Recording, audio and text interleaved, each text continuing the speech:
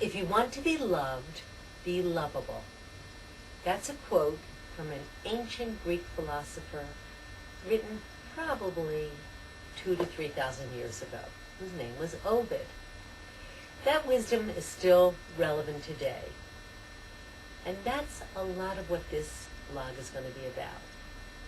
Staying in love after the initial flush of romance has faded is what they don't show us at the movies. The couple kisses as the sun sets, the credits roll, and that's that. But in reality, two people moving forward in a relationship are constantly changing, riding an ebb and flow of connection and disconnection. While some parts of any relationship may be wonderful, no love is perfect. This is a truth that leads many people to disappointment.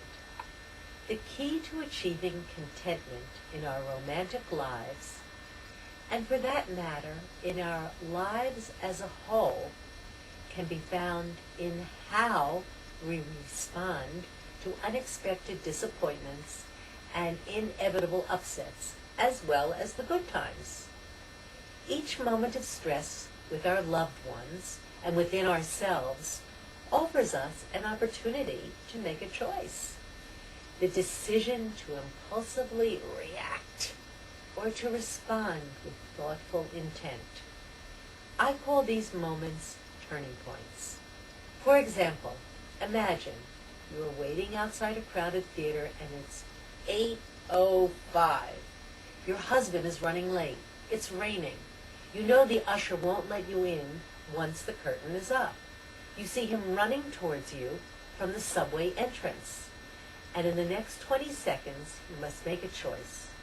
You can greet him coldly, certain that he will register this as a continuation of an ongoing argument about how he never manages to leave work on time, thus committing yourself to a tense evening.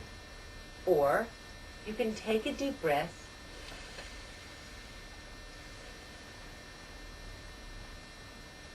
and actively choose to give him the benefit of the doubt, rather than making an instantaneous assumption of guilt. Did he spend too long chatting with a colleague on the way out of the door? Maybe. Or were the trains delayed? What if he lost 5 minutes helping an elderly man with his umbrella? Who knows? Ultimately, in 10 years, will you remember the reason he was 5 minutes late? Or will the impression of an enjoyable evening at the theater endure? This interaction may seem mundane, given how many similar scenes are played out each day.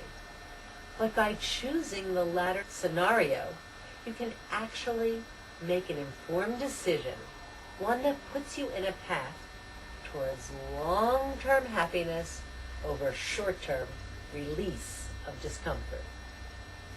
Many of these decisions happen under the radar and are the product of gut reactions and behaviors left over from habitual responses to stress developed in childhood.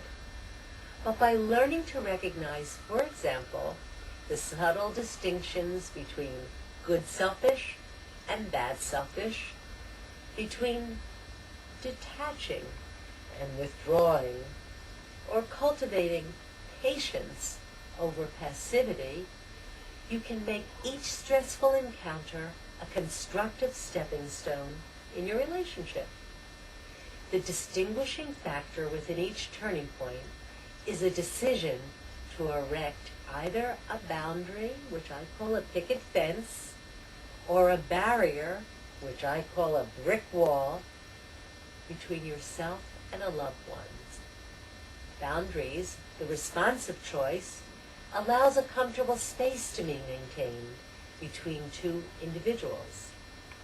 Barriers, the reactive choice, screams, "Don't touch me! Get out!" With each turning point, the reactive choice creates a feeling of impermanence, the transience of being, and the capricious manner in which our lives hang on a whim. The responsive choice fosters a feeling of lastingness, open-ended goodwill to ourselves and those around us, gratitude, and a general feeling of well-being or trust in the face of whatever occurs. Over the last 40 years, I have watched these turning points unfold again and again in my therapy practice. In this blog, I will explore these choices, these turning points, as well as other topics relating to how to have successful love and work relationships. So welcome.